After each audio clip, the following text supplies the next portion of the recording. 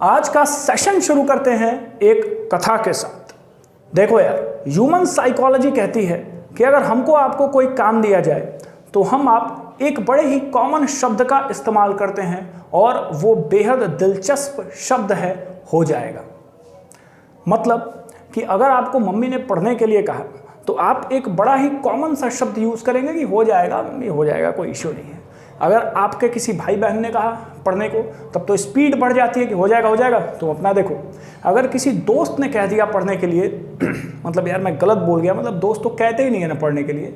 अगर पिताजी ने कह दिया आपसे पढ़ने के लिए तो माइक्रो सेकंड्स में किताब तो उड़ जाती है, लेकिन कितना पढ़ते हो ये तुम ही जानते हो। ओवरऑल कहने का मतलब ये है कि हमारी एक बड़ी ही बुरी आदत पड़ गई है ये कहने की कि चीज़ें हो जाएंगी।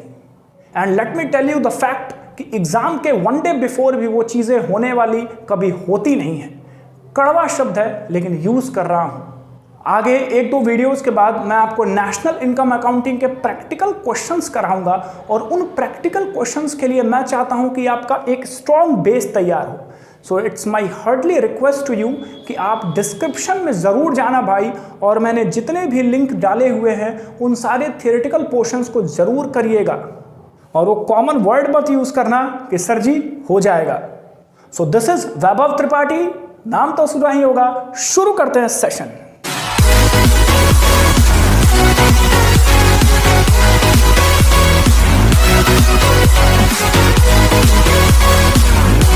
मुझे पूरी उम्मीद है कि तुम कॉपी पेन लेके ही बैठे होगे। मतलब अगर आज़ाद क्लासेस की ओर से नोटिफिकेशन गया तो कॉपी पेन तो तुम उठा ही लिए होगे।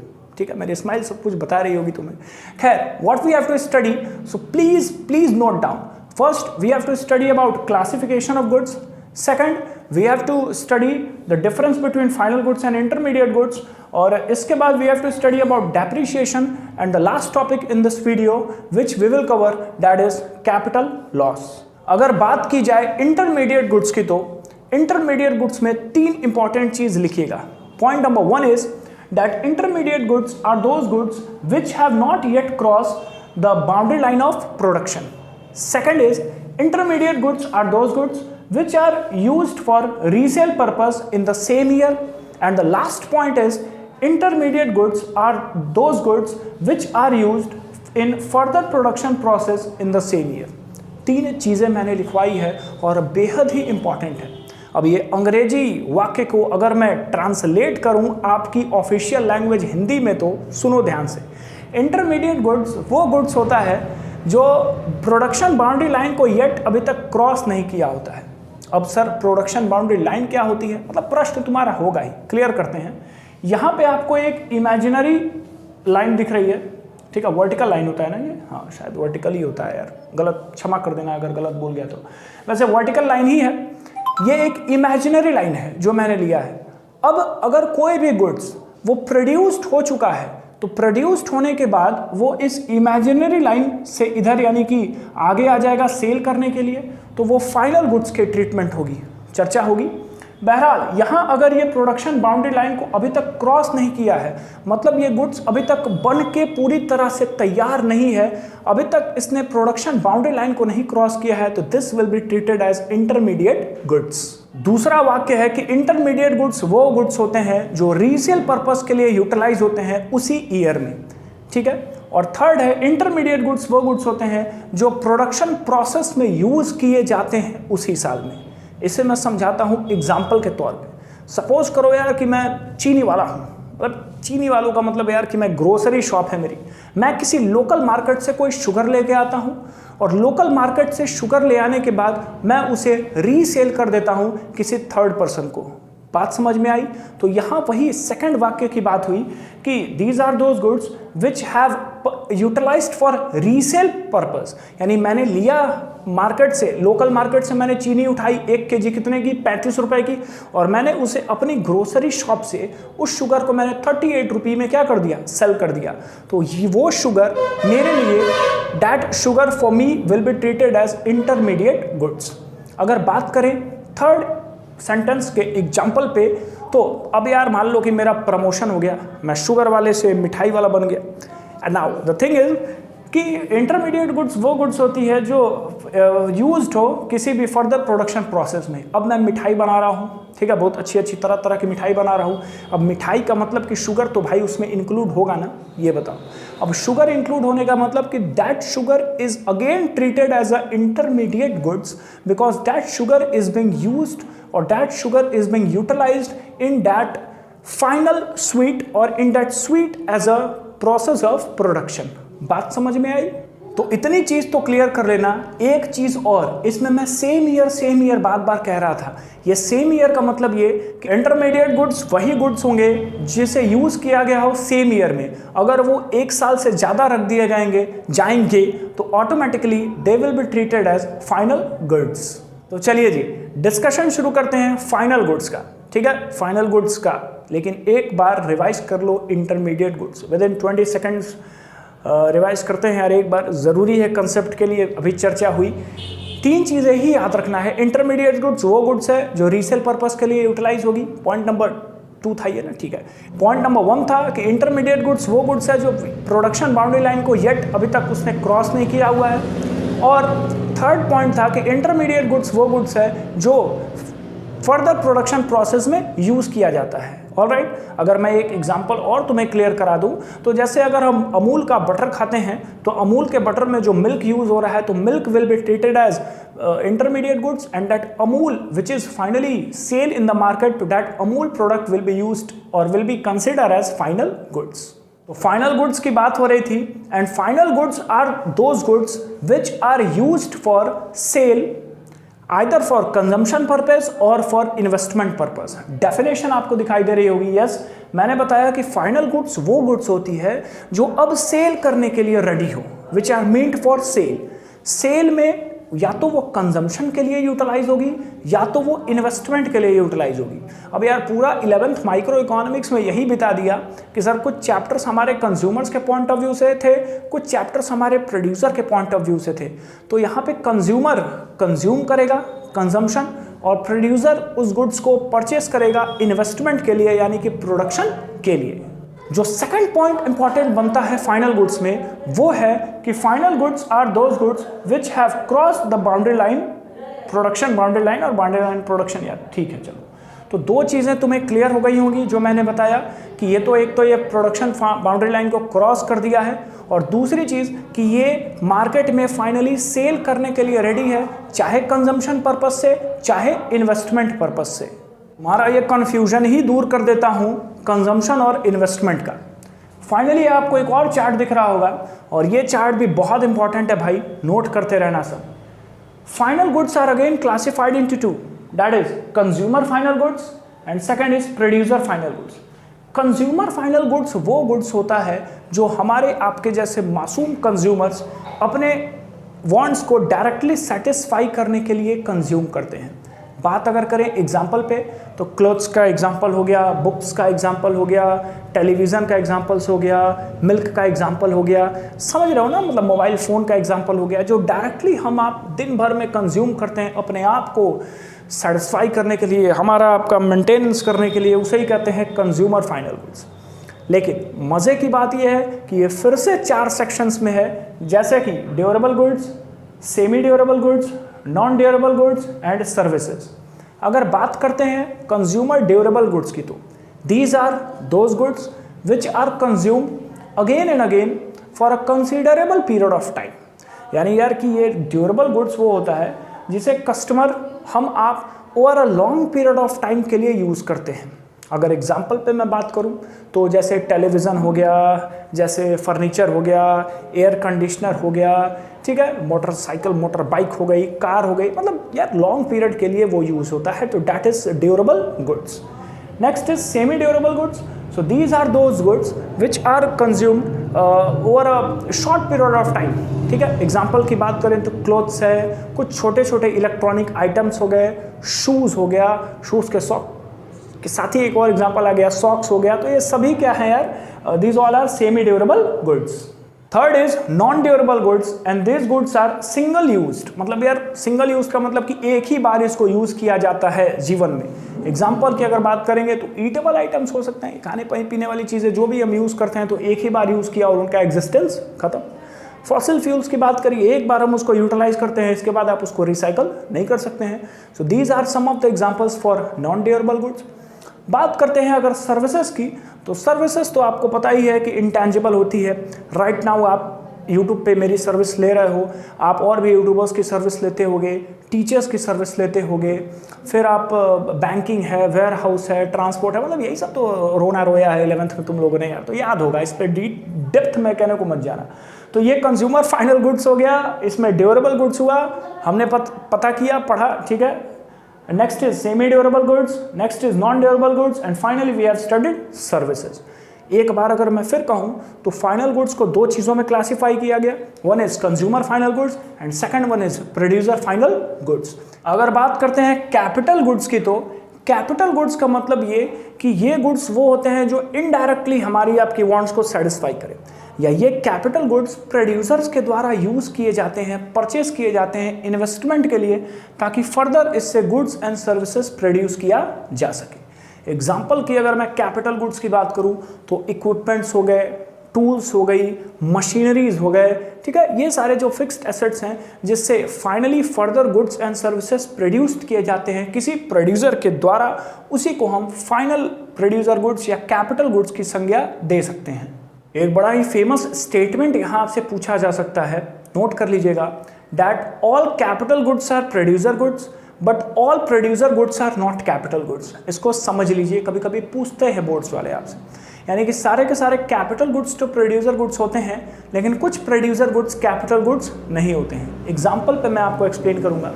कुछ सिंगल यूज प्रोड्यूसर गुड्स होते हैं इकोनॉमी में, जैसे रॉ मटेरियल हो गया, वुड हो गया, कोल हो गया, ठीक है, तो ये सारी चीजें कुछ सिंगल प्रोड्यूसर गुड्स होते हैं, तो इन्हें बार बार प्रोडक्शन प्रोसेस में रिपीटली यूज नहीं किया जा सकता है। लेकिन अगर आप कैपिटल गुड्स की बात करेंगे, we are talking about fixed assets, we are talking about machineries, tools, इन्हें बार बार हम क्या है प्रोडक्शन प्रोसेस में यूज कर सकते हैं। तो कैपिटल गुड्स का मतलब ही यहाँ पे था कि जो मशीन्स, इक्विपमेंट्स वो होते हैं जिन्हें बार बार प्रोडक्शन प्रोसेस के लिए यूज किया जा सके। तो सारे के सारे कैपिटल गुड्स तो हो गए प्रोड्यूसर गुड्स, लेकिन कुछ प्रोड्यूसर गुड्स जरूरी नहीं है कि वो कैपिटल गुड्स हों। बहुत ज़्यादा ये गुड्स वगैरह हो गया, लेकिन दो चीज़ें अभी इसमें और रह गई हैं समरी के तौर पे, मैं जो तुम्हें बताना चाहता हूँ, जो मैं तुम्हें देना चाहता हूँ, लिख लेना। पहली चीज़ कि गुड्स या तो वो इंटरमीडिएट है, गुड्स या तो वो फाइनल है, ये उसके एंड यूज पे भी डिपेंड करता है। एंड यूज क्या होता है सर, बिल्कुल बताते हैं। देखिए, किसी गुड्स को एंड यूज क्या हो रहा है, इस पे आप डिटरमाइन कर सकते हैं कि वो किस तरह का गुड्स है। सपोज कि हमने कोई मिल्क परचेज किया और वो मिल्क अपने लिए परचेज किया गया, मतलब हम दूध खरीद के लाए और उसकी चाय बना रहे हैं, ठीक है, तो वो कंज्यूमर फाइनल गुड्स हो गया। लेकिन अगर हम दूध खरीद के लाए और उसे रीसेल कर दिया किसी थर्ड पार्टी को, तो that particular milk will be treated as intermediate goods. याद है ना रीसेल वाला टॉपिक। एक महत्वपूर्ण चीज भी नोट कर लेना, that only value of final goods is treated in national income or it is counted in national income, not of intermediate goods। इतने ओनली बोला है तो कुछ स्पेशल होगा ओनली, ठीक है। जैसे फाइनल गुड्स की ही वैल्यू ट्रीट की जाएगी नेशनल इनकम अकाउंटिंग में, इंटरमीडिएट गुड्स की वैल्यू नहीं ऐड की जाएगी, नहीं तो यहाँ डबल काउंटिंग का कंसेप्ट आपका आ जाता है। एग्जाम्पल देता हूँ, सपोज करो कि यार तुम्हारा नाम है एक्स, बहुत एक्स का रोना रोया होगा क्लास 10 तक मैथ्स में, तो मतलब तुम एक्स हो और तुम गए शॉप से बिस्किट खरीदने, you have purchase a biscuit worth ₹20, 20 रुपए का आपने एक बिस्किट खरीदा, तो वो बिस्किट की आपने 20 रुपए वैल्यू दी, प्राइस पे किया होगा ना, ठीक है, अपने वांट्स को सेटिस्फाई करने के लिए आपने बिस्किट लिया। हाँ, बिस्किट अगर बात करें तो बिस्किट नॉन ड्यूरेबल होगा क्योंकि खा लिया तो खत्म, ठीक है। अब वो 20 रुपए आपने पे किया, वो 20 रुपए की वैल्यू जो फाइनल वैल्यू है वो डायरेक्टली ऐड हो जाएगी, ठीक है, नेशनल इनकम में, ठीक है। लेकिन अलग अलग आपने नहीं ना पे किया, right, you are not going to pay, मतलब कि पर्टिकुलरली आप थोड़ी ना पे करते हैं कि बिस्किट में सर चीनी कितने का है, बिस्किट में काजू कितने का लगा, बिस्किट में मैदा कितने का है, बिस्किट में मिल्क कितने की है, अलग अलग आपने नहीं पे किया, ठीक है। और ये जो मैदा, काजू, दूध, चीनी, ये जो वैल्यूज़ हैं, ये जो भी चीज़ें लग रही हैं, ये एज ए रॉ मटेरियल इस बिस्किट में यूज़ हो रही हैं, और वो नहीं रॉ मटेरियल को हम इंटरमीडिएट गुड्स कहते हैं, क्योंकि अभी हमने पढ़ा है कि वही सारे प्रोडक्शन प्रोसेस में यूज़ होते हैं। तो उनका हम अलग अलग पे नहीं करते हैं, हम एक ही बार फाइनली बिस्किट पे करते हैं, तो उसकी वैल्यू ऐड हो गई नेशनल इनकम में। अगर हम अलग अलग पे करते कि सर चीनी पे कितना है, दूध पे कितना है, मैदा पे कितना है, काजू पे कितना है, तो फिर से वो क्या होता है, डबल काउंटिंग होता है। तो फाइनली आप याद रखिएगा कि नेशनल इनकम में only and only final goods की ही वैल्यू ऐड की जाएगी। बोलते बोलते मैं थक गया यार, तो तुम तो लिखते लिखते थके ही होगे। चलो तो सेकंड लास्ट टॉपिक डिस्कस करते हैं, दैट इज डेप्रीसिएशन। डेप्रीसिएशन पढ़ा होगा, ठीक है, क्लास 11th में अकाउंट्स में है भी चैप्टर, बड़ा मजेदार चैप्टर है डेप्रीसिएशन, ठीक है। तो डेप्रीसिएशन फाइनली है क्या, loss in the value of fixed asset is called depreciation. सबको पता है कि फिक्स्ड एसेट की वैल्यू में अगर गिरावट होती है तो उस गिरती हुई वैल्यू को हम डेप्रीसिएशन कहते हैं।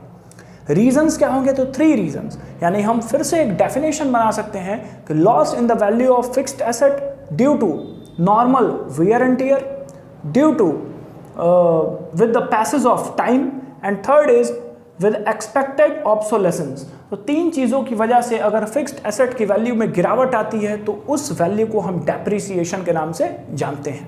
Normal wear and tier example पे अगर मैं बात करूं, आपने एक न्यूली बुलेट बाइक आपने परचेस की है और उस बाइक को परचेस करते हुए आपने यूज़ किया, मतलब यार तुमने 2020 में लॉकडाउन में ही बाइक खरीद ली, ठीक है, बहुत रईस लोग ऐसा काम कर सकते हैं। तो अगर तुमने बाइक परचेस कर ली और 2 साल 2.5 साल 3 साल आपने यूज़ किया बाइक, तो यूज़ करने के बाद उसकी वैल्यू कहीं ना कहीं फॉल हो जाती है। ये आपको पता कैसे चलेगा, तो मान लीजिए आपने बुलेट लिया 1,50,000 का, अब 1,50,000 की आपने बाइक ली और इसे जब 3 साल बाद आप अगर सेकंड हैंड बेचते हो, सो nobody is ready to give you 1,50,000 for your bike which has been used for 3 years. So finally it can be said, if the person is ready to pay you 1 lakh rupee, so it means you have purchased the new bike for 1,50,000 but now you are getting only 1 lakh rupee. तो जो value आपको यहाँ पे कम मिल रही है या कम मिली, ये value आपकी कहीं ना कहीं डेप्रीशिएट हुई है। क्यों डेप्रीशिएट हुई है, due to normal wear and tear, आपने उसे कंटिन्यूअस यूज़ किया है। यहीं से एग्जाम्पल एक और बना लेते हैं कि आपने बाइक तो परचेस की, लेकिन उस बाइक को आपने एकदम मतलब सजा के रखा हुआ है, ठीक है, उसको आपने यूज़ नहीं किया, वो है with the passage of time.